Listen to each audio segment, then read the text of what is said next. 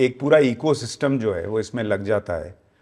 उधर से ये प्रश्न नहीं पूछा जाता कई बार, या पूछने पर भी जवाब नहीं मिलता कि बीजेपी के घोषणा पत्र में कहाँ है कि संविधान खत्म करेंगे, अगला चुनाव नहीं होगा। यहाँ वन नेशन वन इलेक्शन की बात चल रही है, लेकिन कहा जाता है कि अगला चुनाव ही मोदी आएंगे तो नहीं कराएंगे, आरक्षण खत्म कर देंगे। लिखी चीज़ों पर भी झूठ फैलाया जाता है। आपने सीए का जिक्र किया, 3 कृषि कानून जिसमें कहा गया कि किसानों की ज़मीन छीन ली जाएगी, वो कहीं नहीं लिखा था, कहीं नहीं लिखा गया, लेकिन वो भ्रम फैला फैलाकर चीज़ें जो हैं वो खराब की गई। आप जब इस बार ये कह रहे हैं बार बार कि मोदी मर जाएगा लेकिन धर्म के नाम पर आरक्षण नहीं आने देगा, ये बड़ी स्ट्रांग लाइन है। और हमने पाठशाला में दिखाया था कि आप ये आज से नहीं कह रहे हैं, आपने गुजरात के सीएम रहते हुए भी ये चीज़ जग जाहिर की थी। आपको क्या खतरा दिखता है अगर धर्म के नाम पर आरक्षण आए या मुसलमानों को आरक्षण मिल जाए? इसमें मोदी मुद्दा ही नहीं है। जिस समय संविधान बन रहा था, देश के गणमान्य लोग संविधान सभा में बैठे थे। डॉक्टर राजेंद्र बाबू, बाबा साहब अम्बेडकर, पंडित नेहरू वगैरह सब बैठे थे। उसमें तो कोई आरएसएस बीजेपी वाला उस समय तो सवाल ही नहीं था।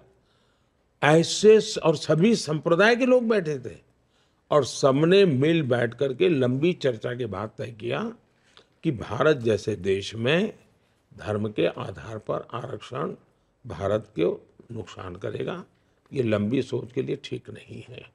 जहाँ तक दलित का, आदिवासियों का, तो एक सामाजिक व्यवस्था पिछले सैकड़ों वर्षों में समाज में जो विकृतियाँ आई, जिस प्रकार से छूत अछूत का भाव पैदा हो गया, ऊंच नीच का भाव पैदा हो गया, और एक प्रकार से समाज एक बहुत बड़े वर्ग के साथ जन्म के आधार पर अन्याय हुआ, तो उसका प्रायश्चित करना जरूरी था।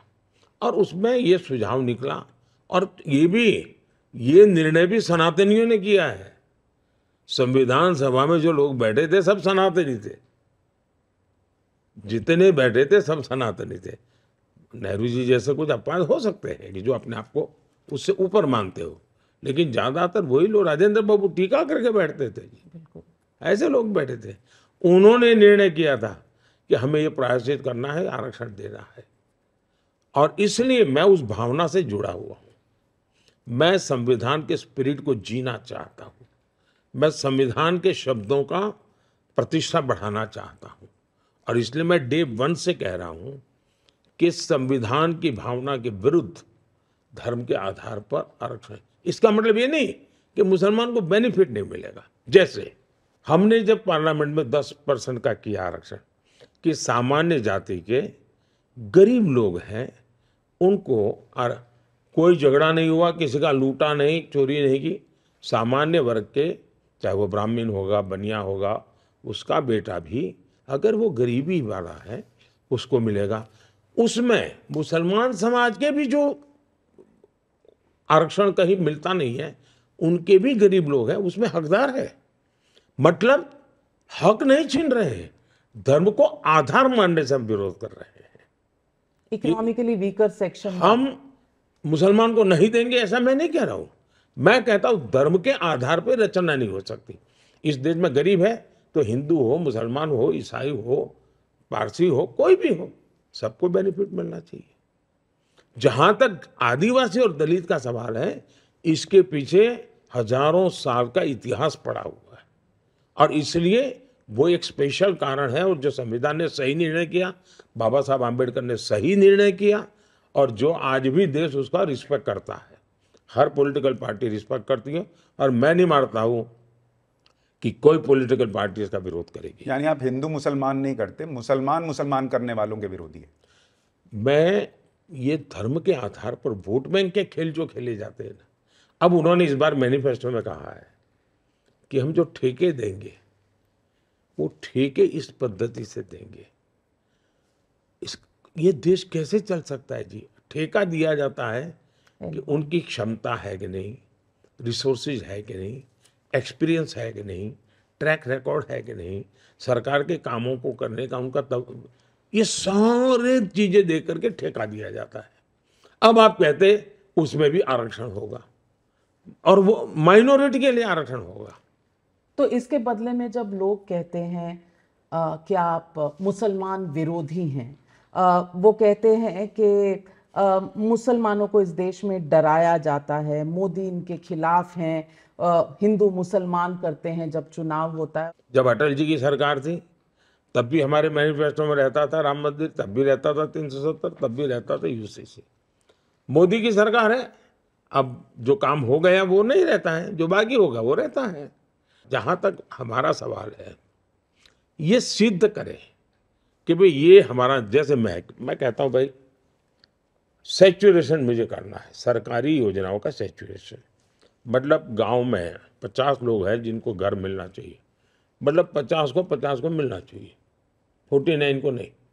मतलब उसमें सब समाज आ जाएंगे, सब धर्म आ जाएंगे। आप जब 100% की बात करते हैं तो सामाजिक न्याय की ये गारंटी है, सेकुलरिज्म की गारंटी है। मोदी हर काम उस प्रकार से करता है कि भाई सबको सब मिले, इसके लिए करो। अभी भी मैं पब्लिकली कहता हूं कि हमने 4 करोड़ घर बनाए। अब कुछ परिवार हैं, विस्तार हुआ उनका, तो उनको एक घर की जरूरत है।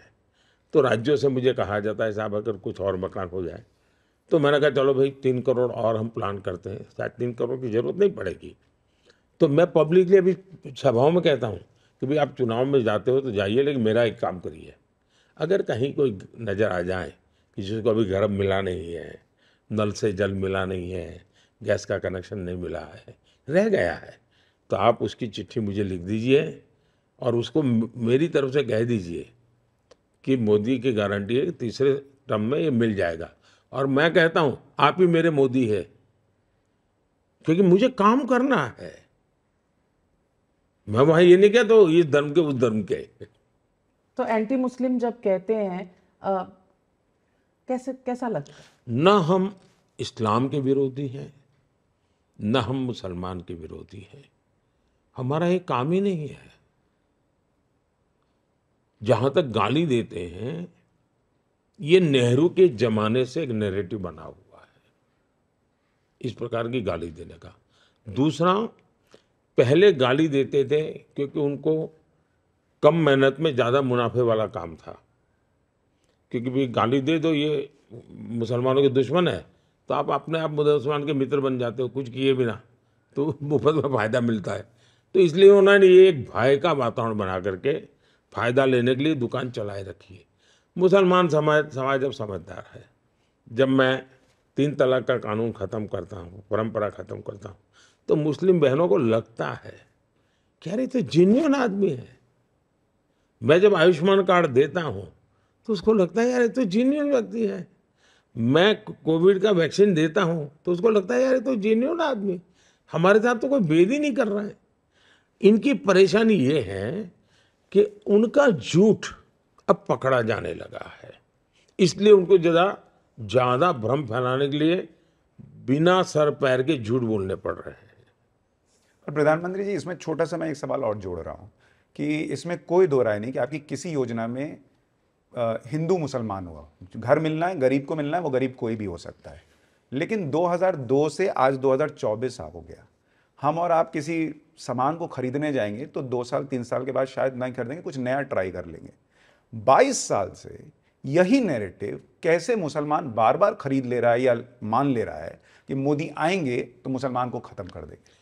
देखिए, मैं करीब 25 साल हो गए मुझे हेड ऑफ द गवर्नमेंट के नाते, और गुजरात में आपको मालूम होगा शायद 18वीं शताब्दी या 19वीं शताब्दी से रिकॉर्ड अवेलेबल है, दंगे गुजरात में होते थे। उसका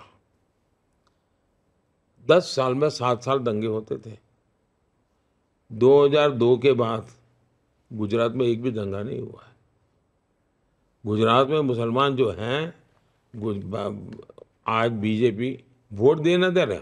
दूसरा, मैं आज पहली बार कह रहा हूँ, मैं कभी पहले कभी इन विषयों को लिया, मैं मुस्लिम समाज को कह रहा हूँ, उनके पढ़े लिखे लोगों को कहता हूँ कि आत्ममंथन करिए, सोचिए, देश इतना आगे बढ़ रहा है, अगर कमी आपके समाज में महसूस होती है तो क्या कारण है? सरकार की व्यवस्थाओं का बेनिफिट कांग्रेस के जमाने में आपको क्यों नहीं मिला? क्या कांग्रेस के कालखंड में आप इस दुर्दशा के शिकार हुए हो क्या? आत्ममंथन कीजिए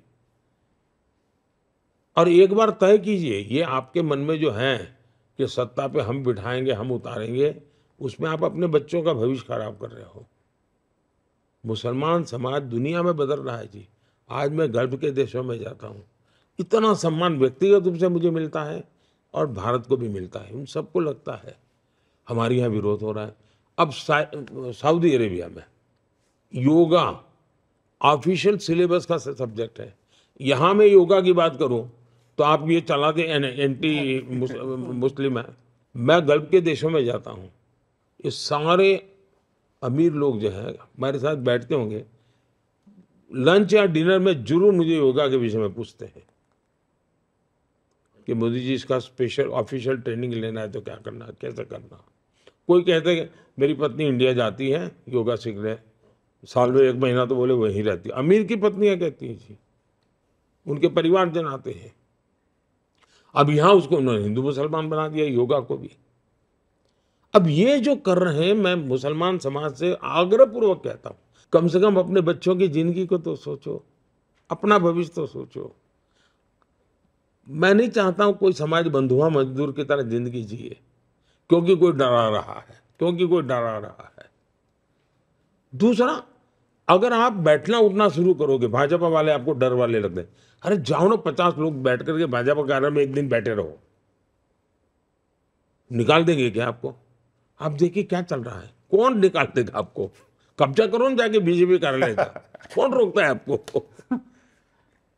नहीं, और प्रधानमंत्री जी, जो अब हम फेक नैरेटिव की बात करते हैं जिसमें कई बार मुसलमान भी फंसता है, कई बार ऐसा लगता है कि उनको ये क्यों नहीं दिखता कि कश्मीर में पहले मुसलमान का बच्चा पत्थर चलाता था, आज वो रोजगार ले रहा है। For more of such videos, do like, share and subscribe to ET Now Swadesh.